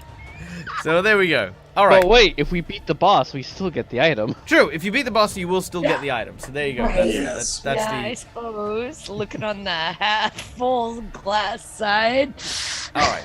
So Syrah, it is your turn, and I have a number from Bon. I will not share the number, but Bon, it can be my Bon can definitely be my what do you call it? My integrity checker. All right, so he's guiding bolt range again with the hands. I get one more. I'm gonna try. Oh God, Oh. is that a miss? That is a hit. Ah, yes. I was making that noise Yeah, you because got- it dropped a 20. Yep. Yeah, I know, and I don't get it, but whatever. Yag. All right, so. Okay, so I love the fantasy grounds, but I have to constantly shift windows. Yeah, that's the one big thing. I mean, I have 2 windows. It's not a huge complaint, but No, it does take a lot of juice, but yeah. Yeah. It is so convenient. Also, It welcome is newbie nice. goddess. Hi, you're doing good. The item is a custom item. Okay, well, so I'll tell you what the item is. The item is called. Yes. You tease. It is called Frostbite. Now, Frostbite is a magic weapon that has the ability to take the form and shape of any martial weapon the wielder is capable of handling. In addition, it can also turn itself into manipulative water that you can then shape into a tool or object of your choice. Oh, schnapps. In addition, It's a Wonder Twin. In addition, yeah, It's basically. amazing. In addition, the wielder of the of Frostbite becomes immune to the effects of cold weather whilst traveling and wielding the weapon. Meaning that if you were in a blizzard, for example, short of being lost and getting tired from walking, you will not freeze to death, suffer from frostbite, take cold damage. None of that stuff would happen. Yeah. My precious. So it is called. Yes, it is a weapon called Frostbite. But let's see who gets it. So, yes, that is. Sorry, my apologies. Your guiding bolt flies through the air and collides with the Spectre, dealing 15 points of damage. As we then go to the Spectre, who then once again. Oh, yeah, I'm gonna attack you. I'm gonna attack you first. Ulfgar. Oh no. Well, Ulfgar gets a 19 and rolls a 14, which unfortunately What? is the number that our dear friend Tato had assigned. Meaning that, unfortunately, Frostbite... Oh, great. So he's been using Frostbite against me, is what you're saying. Yeah. It just hasn't been fully realized till now. Yes. So Frostbite is a longsword, etc., etc., etc. And it goes to the Phantom Warrior. It goes to the Phantom Warrior. Oh, that is dastardly, Dag, you beast. All right. So, in addition to the normal damage, it is going to deal. So when it does damage, rather than doing obviously just the damage as it is, part of the damage will be cold damage at choice. So basically, if you are resistant to slashing, for example, right? He can say, "Cool, I'm going to deal half slashing, half frost," for example. Great. So again, That's awesome. because of Genasi, this is happening. Yeah. Yes. Yes. Ulfgar, You're welcome. Ulfgar, you watch as the I appreciate your You watch as the Yeah, spectral what can I sword I do too. suddenly begins to become coated in water and then transform into a brilliant, crystal clear longsword. As it forms, the ice is so thin and so sharp. As you put your hand out to try and like reflexively stop it, it pierces your hand, pierces your chest, and then starts to stain the ice red as he then pulls the sword out of you, and Ulfgar crumples to the ground. I'm gonna go with a percentage roll. Ulfgar, roll a percentage. Oh, no. Okay. Oh no, I have a bad feeling about this. Detective Tato, I'm sorry, I have failed you. Look, I'm not gonna lie. I totally spent money on this. You did. You did. Thanks for the Christmas present, baby. you literally asked for it. But more importantly, I'd like to point out that I have the devil's luck, like when it comes to stuff. And I was like, there's no way I'd get this first hit, right? Like, there's no way. There's like a 5% chance this would happen. But there you go. Yep. All right. So Yeah, percentage, I that's just the grabbed devil's 2d10. luck.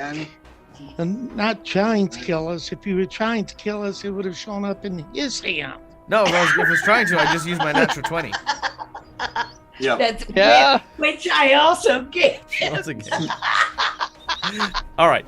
Alright, Ulfgar, so- what was your Now. percentage? So remind me on. So right click I on your grabbed D10 two- and then hit the little percentage wheel.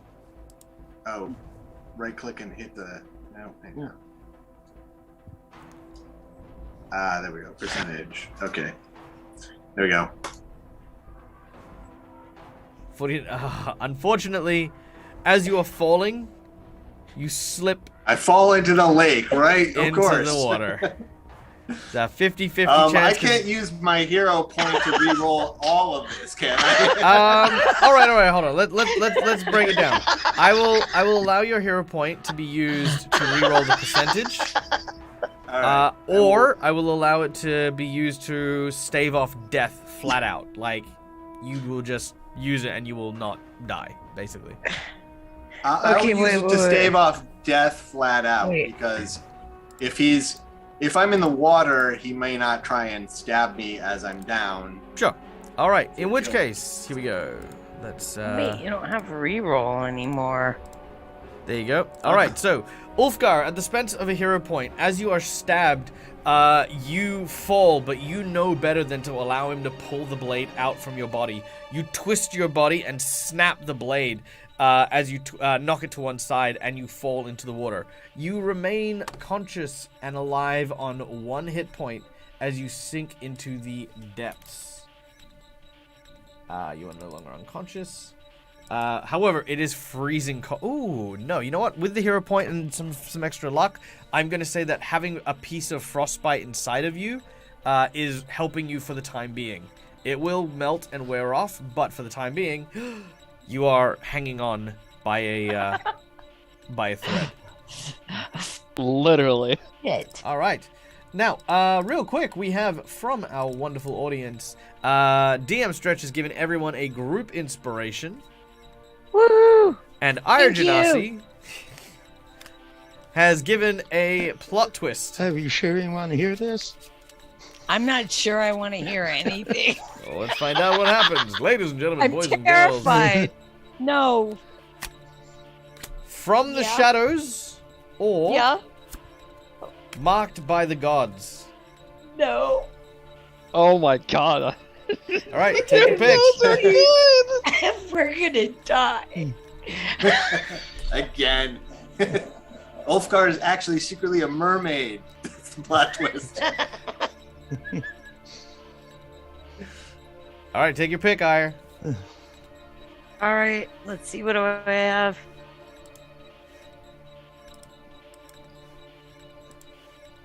Also, everyone has inspiration now, so that's what the star above your name is.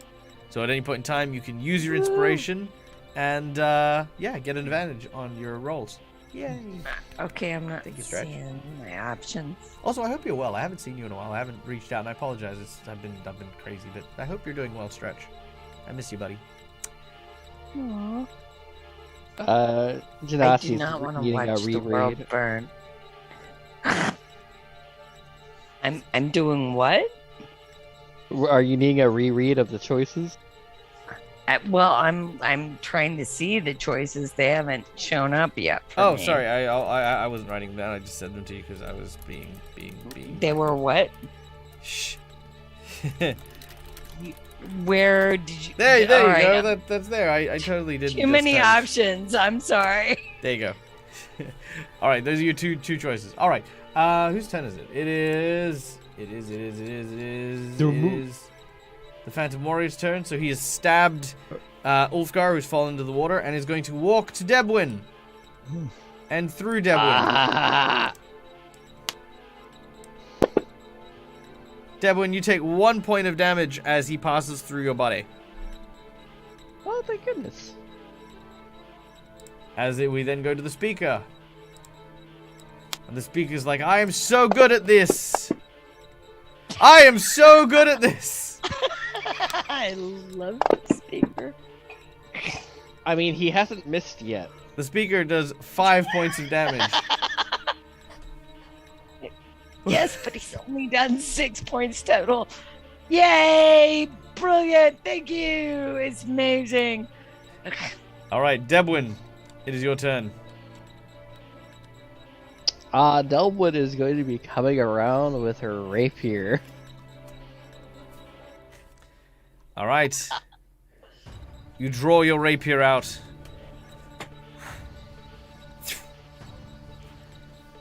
You thrust, but unfortunately are parried by Frostbite. Take it. Anything else?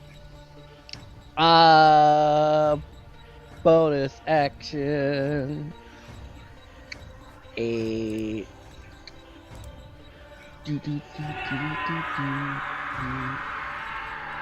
Yeah, you only want. Bardic inspiration to against my better judgment at this point with all these plot twists. Really? Alright, Bardic inspiration it is. Now, by the by, how are you using your Bardic inspiration? No worries, Needzao. Just so you know, we are actually just about to wrap up, so you won't be missing out on too much, but have a wonderful time, and all of our love to you and your wife. What? Well, technically, I only need one arm for the, or one hand for the rapier and one arm for the, bagpipes.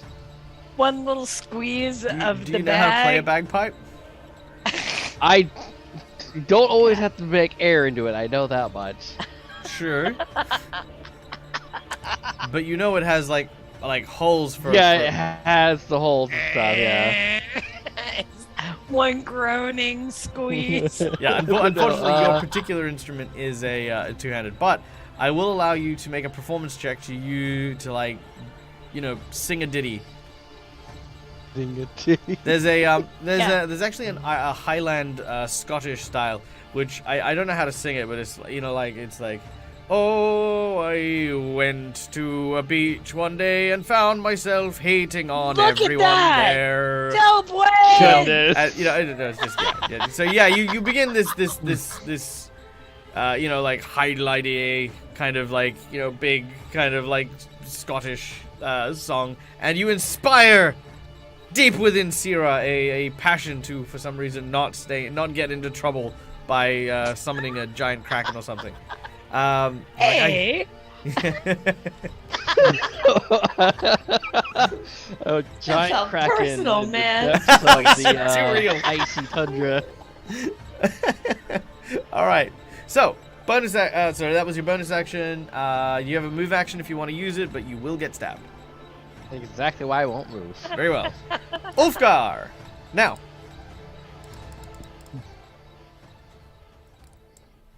Ulfgar, I'm cold. what are you I'm wearing? wet. I am wearing What? scale mail. Ouch. And what's your exhaustion level? 3? All right. So. Not anymore. Oh.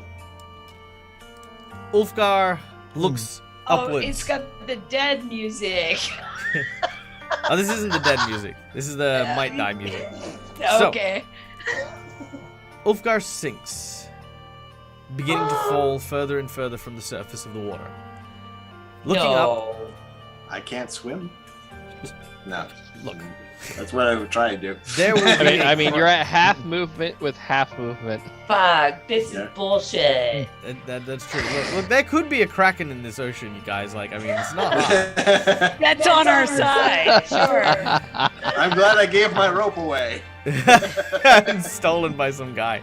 Yeah, where did you get this rope, Daddy? Yeah, some dead dude. So, as you begin to sink down into the dark waters of the lake, You look above, and you can see and watch the ice begin to No. freeze over where you are. Oh, that is some shit. You look at your hands. You look at your hands, and you can see, like these white, cloudy clumps of ice start to flow outside of your hands, almost like covering you like a layer. You can see it like on your face, your beard, your armor, everything. Now, as this happens, you hear a voice.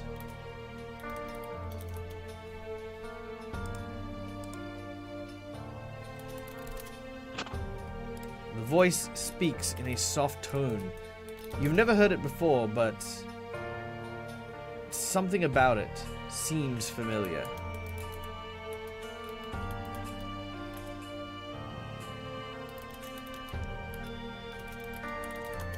Trying to find out how to spell the thing, but I definitely am not. So, nope. Nope. You know what? I will do this the easy way. Bear with me for 2 Just seconds. phonetically. It is one of the things. I'm not gonna know if it's spelled wrong or not. So No, I need to spell it right. So that they can find the proper information they're needing. That is correct.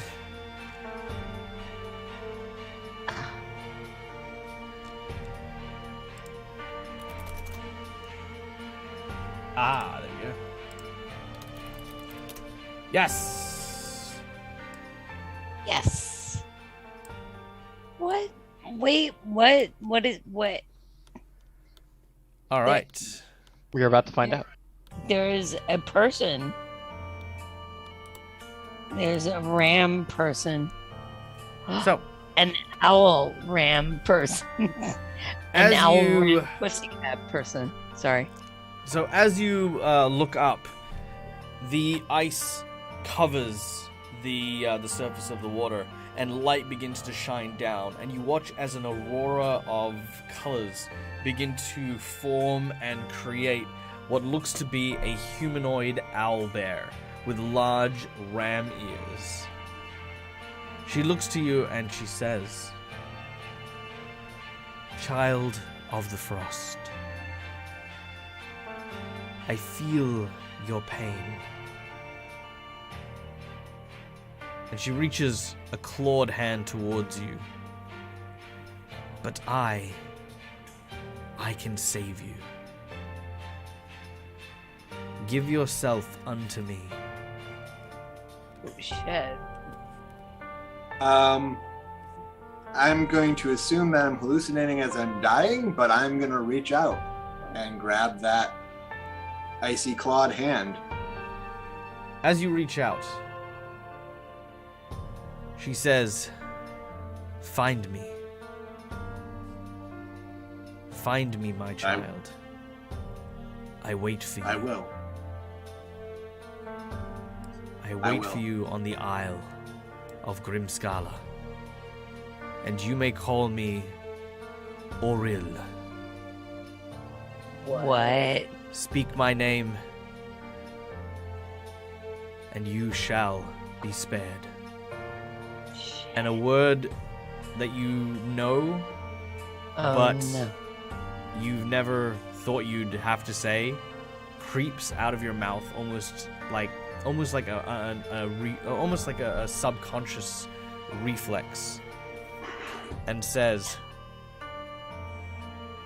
"Frostmaiden, Oril." And the ice once again cracks apart, and the ice that now cakes around you floats you to the surface. And that, as you burst through the waves, is where we are going to end today's session. Oh, As Ulfgar has accepted a Zombie blessing Snowzorb. marked by the gods. Thanks to our plot twist from Aya Janasi. Ulfgar is now marked with the blessing of the Frostmaiden. Thank you so much to everyone. Actually, you know what? Hold on. Let me just check something real quick. Motley, before we sign off, I know normally I'd like to leave on a dramatic note, but you do have one last turn for the round, so I'm gonna allow you to have it. What would you like to do in the last turn of today's session? Well, I doubt I'll be able to get to the apparition and attack it with rapier. So once again, I shall attempt Bane. All right. Very well. Let's see if you can bane this creature one last time. As you cast your bane upon it, the creature fails. Hey. And indeed, you cast your bane upon it. Its mind begins to reel, and it once again cries out in agony. And of course, this is where we will be ending today's session. We will return next week. Same time, same place. Will we? Yes, we will. The 6th of December. Now, it looks as though we should have a pretty clear schedule, though we may not be streaming on the 27th, so everyone please be aware of that. But for the time being, however, we have, I hope you guys have had fun. We'll do a very, very quick thank you and round of favorite moments as soon as I put some stuff back up here. And then we'll go find something to raid. So, let's go. Memorable moments for today, starting with none other than our wonderful Rykon. Rykon, what was a memorable moment from today's session? I will actually have to say the ending bit with the Frostmaiden. Yeah, nice. Nice little subtle help.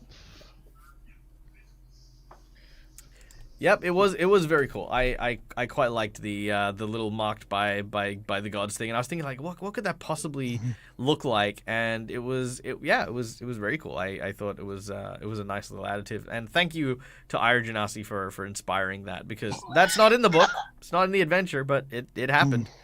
Very cool. Speaking of, Syrah, Oh, fine. how you doing? I'm thinking that you should never tinker with the affairs of the gods. Because the gods have their own plans. You're not wrong. You're definitely not wrong on that. Yeah, no, my memory is that we saved some of the people from the town. And then everything went to chaos, and I just don't even begin to know what to do. No, I think it was great, and I think you guys really kind of pulled things out. And you know what? It makes it interesting. Like the whole like today's adventure was definitely more supposed to be about like, you know, the like kind of like whodunit investigation kind of thing. But like the disaster happening, the kind of tie to the Frostmaiden stuff, it was all really cool as well. And that's the thing, is some of the best games are things you just don't prepare for. So that was awesome. Oh my god! So I was just looking for someone to raid, and I just want to take a moment here to say this, right? So I was looking for someone to raid, and an ad for Doritos came on, and I'm not joking. I'm not joking.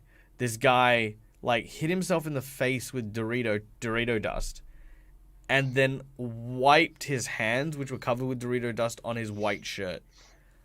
I don't know. No. I don't know who in marketing decided that was either a sexy or an appealing look, but all that did was piss me right off. I'm like, Yeah. do you have any Wasted a idea? lot Raid of GM food. Workshop instead. Oh, yeah. I'm almost tempted. I'm seriously tempted. Yeah, no. You know what? Let's go raid GM Workshop. I'm just so angry. Yeah, I'm not even going to. Yeah, raid these no, people. seriously, GM Workshop is the best. We do love GM Workshop. All right, we'll go raid them. Okay. Motley, memorable moment for today.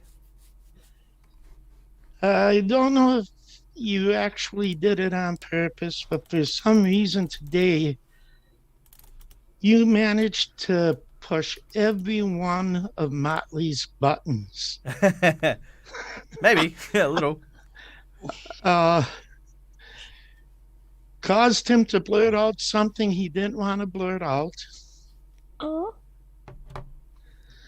and put everyone in danger because he was so ticked off with all of that oh. that he barely didn't try to kill the speaker.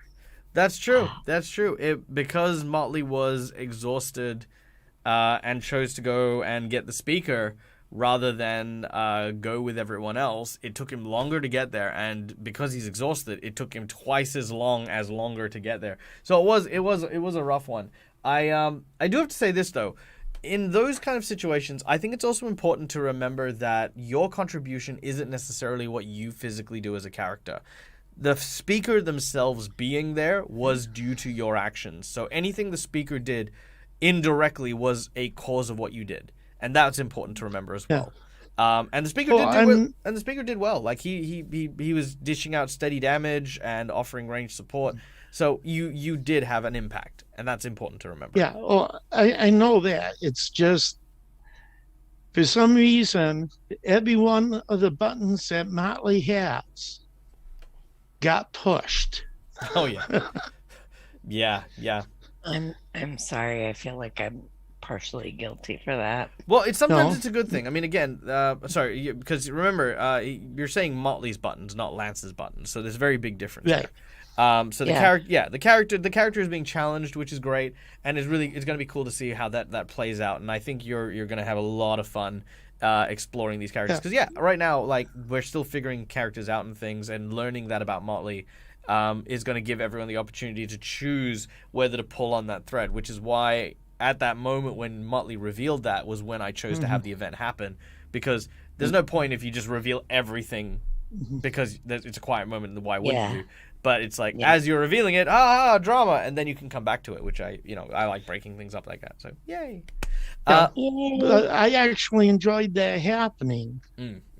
But somehow, what made it so special was your being able to push every last little button. Nice. Ulfgar, memorable moment. So Ulfgar likes being able to intelligently figure out solutions to help people. So getting that ice flow pulled across. The boat thing, that was really cool. I like that idea. That was awesome.